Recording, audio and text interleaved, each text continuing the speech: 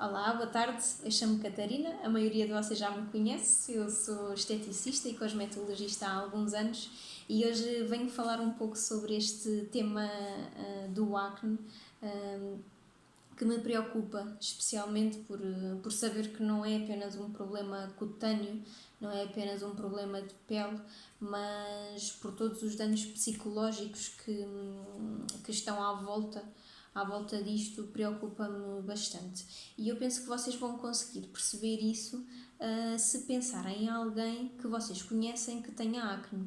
Até podem ser os vossos filhos, se esse for o caso. E se nós observarmos um pouco estes pré-adolescentes, adolescentes ou até mesmo alguns jovens adultos, percebemos na postura deles que têm uma postura de vergonha. Andam muitas vezes de cabeça baixa. As raparigas e alguns rapazes tentam, numa tentativa de esconder o seu rosto e as imperfeições que têm, colocar muito cabelo à frente. Às vezes nós nem nos conseguimos aperceber da fisionomia deles.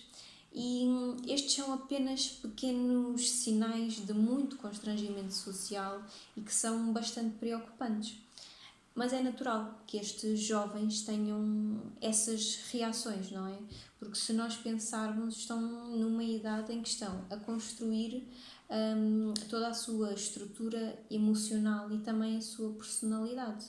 E têm de lidar com os olhares de outras pessoas que mostram alguma repugnância por aquilo que eles têm no rosto.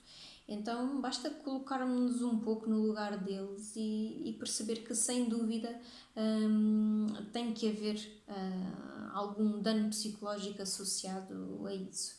E o que eu vos quero dizer com esta conversa inicial é que nós precisamos realmente mudar a nossa postura em relação ao acne e não assumir que estes primeiros sinais de oleosidade, as primeiras pápulas, as primeiras pústulas, aquilo que habitualmente nós chamamos de borbulhas, é uma coisa normal, é uma coisa da idade, e dizer, isso passa com a idade, não te preocupes que passa. Não passa. A verdade é que nestes primeiros sinais, se não for feito nada, passado 1, 2, 3 anos, há uma probabilidade muito forte de aqueles primeiros sinais se transformarem num processo inflamatório que vai dar um acne.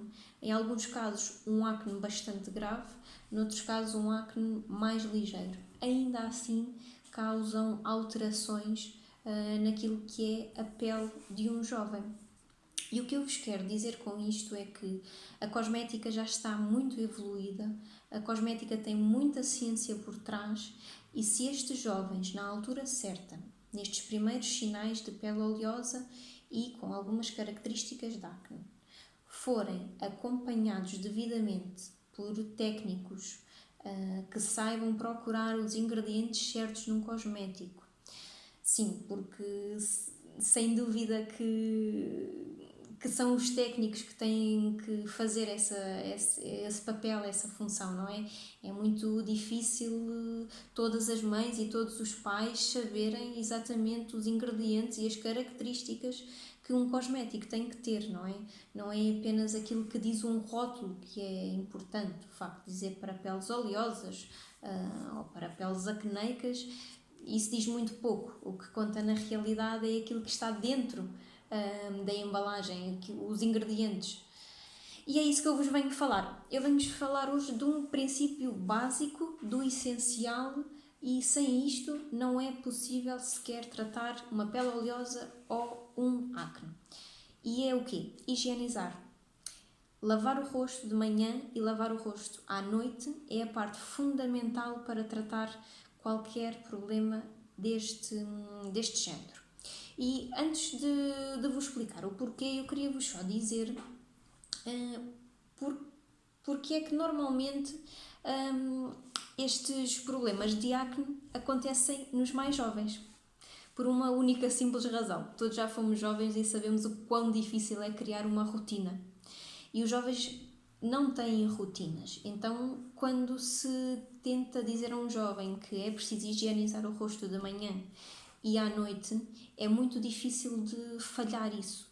Então, se há uma falha neste princípio básico da higienização, então poderá começar aí o processo para um acne se desenvolver. Daí a importância dele. Agora a questão é, existem tantos produtos no mercado, como é que nós podemos saber ou escolher o produto mais adequado? Bom, sem dúvida que entre supermercado, perfumaria, a farmácia e até mesmo a estética, infelizmente, muita cosmética trabalhada nestes sítios, não digo que são todos, mas muita cosmética trabalha numa vertente contrária àquilo que uma pele com acne precisa. Normalmente estes produtos tendem sempre muito a ser adstringentes. O que é a adstringência? É retirar o sebo da nossa pele.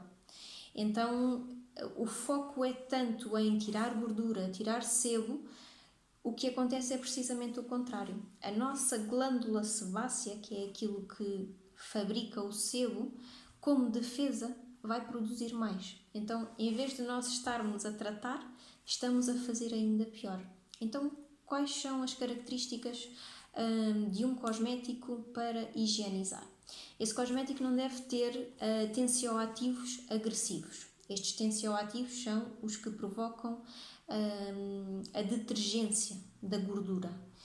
Então, não devem ser muito fortes, não deve ter álcool. O higienizante deve ter componentes em que mantém a flora cutânea, porque é muito fácil um sabonete líquido ou um sabonete sólido ou um produto de limpeza para peles oleosas, na sua adstringência, ser tanta que retira aquilo que a pele não precisa, mas também retira o que precisa. E sem a flora cutânea, então é muito difícil depois manter níveis de hidratação e manter um bom funcionamento da pele. Então, estes são os aspectos que nós precisamos de ter em conta para um produto de higienização. Existem alguns produtos no mercado bons e que podem ser aconselhados sem dúvida mesmo a crianças a partir dos 10 anos, porque é neste estado, é neste princípio que devemos atuar e não quando a pessoa já está com um processo inflamatório de acne grave. Bom, eu por hoje não me vou alongar mais, penso que o vídeo já foi um pouco longo, agradeço a toda a gente que o viu. Só vos quero dizer, por último, que neste tratamento do acne, a higienização representa um resultado de 40%. Então, 40% do sucesso do tratamento do acne está na higienização do rosto. É importante lavar o rosto de manhã e à noite. E é com esta informação que eu quero que vocês fiquem. Agradeço por terem visto e se acharem que este conteúdo faz falta para outras pessoas, é importante, então por favor partilhem. Obrigada!